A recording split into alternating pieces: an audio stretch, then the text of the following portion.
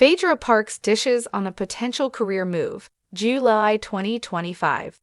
Phaedra Parks' resume is as long as it is impressive. In addition to her reality TV career, the Real Housewives of Atlanta cast member has found success in a wide range of fields, including everything from entertainment and intellectual property law to funeral and undertaking services to holistic medicine and publishing. Although the multi-hyphenate has seemingly done it all, she confessed there's one career path she still wants to pursue. The mother of two shared the details in the July 2 episode of Carter's Cocktails, when the eponymous host asked if there were any job titles on her bucket list. Phaedra Parks may pivot into politics. That's something on the list. What have I not done that I wanted to do? Not much, Phaedra said. Because anything I've wanted to do, I have manifested it.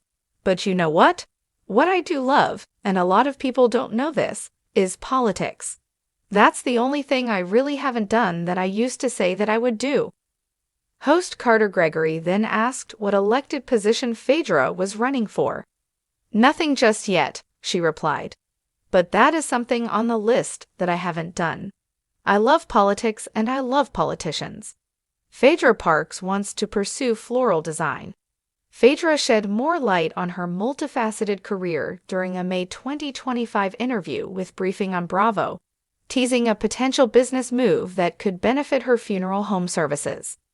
I'm always like, wow, I should get into floral design and maybe become a florist because it could complement the funeral home, she said. You know, people order flowers for funerals, and I could supply funerals, and I could supply flowers to the funeral homes. I just love floral design, she continued. It's so peaceful being creative. Phaedra Parks says her hardest job is being a mom. While balancing multiple businesses and job titles isn't easy, Phaedra told Carter that being a mom was the hardest role she's ever taken on. You don't know what your results are gonna be. There's no handbook for it, she said about parenting. I think every parent struggles with, no one, I want to see them as adults. So I'm like, Lord, don't let anything happen to me until I get them into adulthood. I gotta see my kids grown. But at the same time, I want to give them experiences that inspire them to do things and expose them to things, she continued. But also, you don't want them to be spoiled. You want them to understand good work ethic, so it's an interesting balance. The July sun beat down on Atlanta, a humid embrace that Phaedra Parks had long since grown accustomed to. Inside her opulent Buckhead office, a cool, filtered breeze offered respite. It was early July 2025, and the city hummed with its usual summer rhythm. But for Phaedra, a new melody was starting to play, one that hinted at a significant shift in her already remarkably diverse career. She sat at her polished mahogany desk, a half-eaten vegan parfait beside a meticulously organized stack of legal briefs. The scent of fresh-cut hydrangeas, a recent acquisition from a local market, filled the air, a small indulgence that always brought a sense of calm. The latest episode of Carter's Cocktails had aired just days ago, and the internet was abuzz with her casual revelation. Phaedra Parks, politician?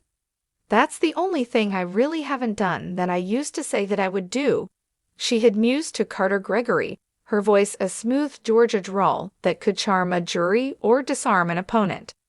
The quote had gone viral, sparking speculation, excitement, and a healthy dose of skepticism from those who had followed her journey since her Real Housewives of Atlanta days.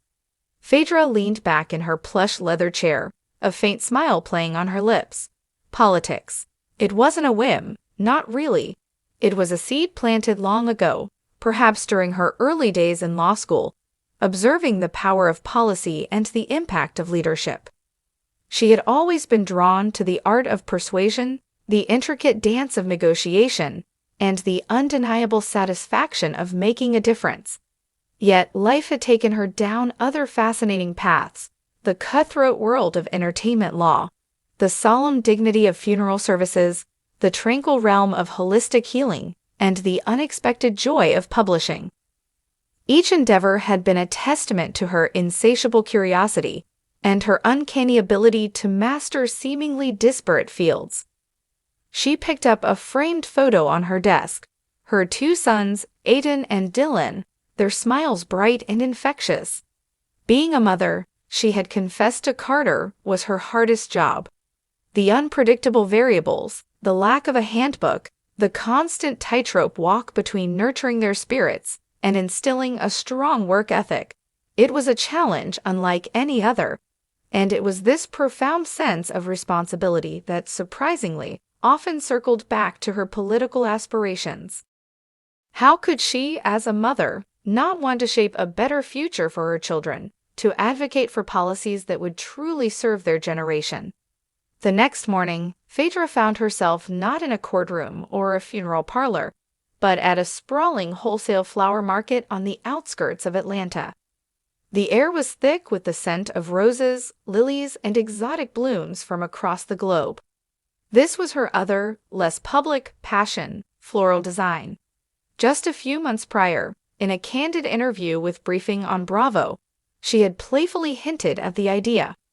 "I'm always like, wow, I should get into floral design and maybe become a florist, because it could complement the funeral home," she had said, her practical business mind always at work.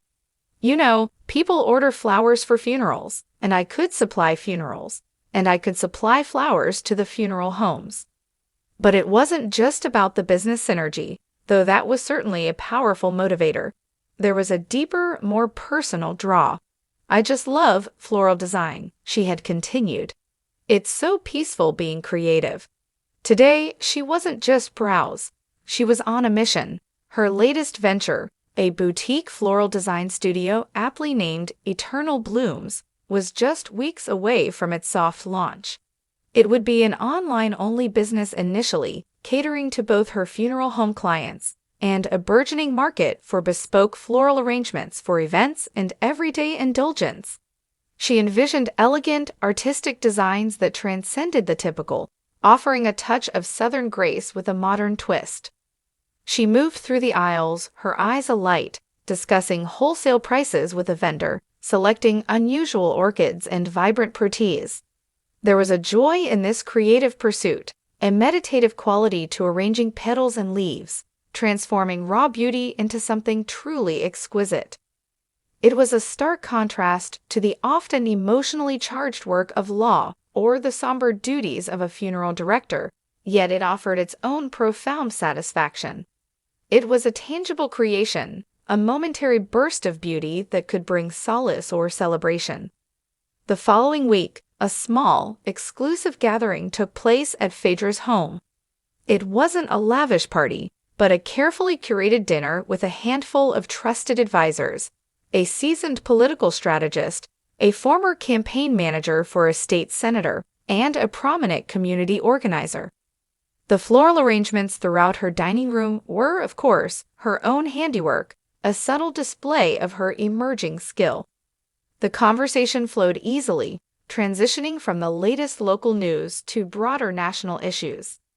Phaedra listened intently, asking pointed questions, her legal mind dissecting arguments, her entrepreneurial spirit identifying opportunities.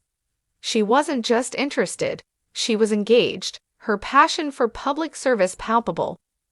So Phaedra, the political strategist, a sharp woman named Eleanor Vance, began. "The buzz is certainly out there. What's your thinking? Are we talking city council, state assembly, something larger?"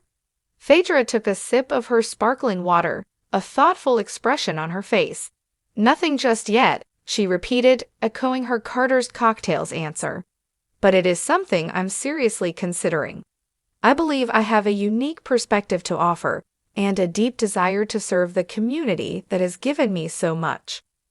She spoke of her diverse background, highlighting how her experience in law had honed her ability to analyze complex issues, how her understanding of business had equipped her with practical solutions, and how her work in the funeral industry had given her an intimate view of the human condition, of loss, and of resilience. "And my work as a mother," she added, her voice softening, "that's perhaps the most important qualification of all. It's taught me patience, perseverance, and the absolute necessity of planning for the future.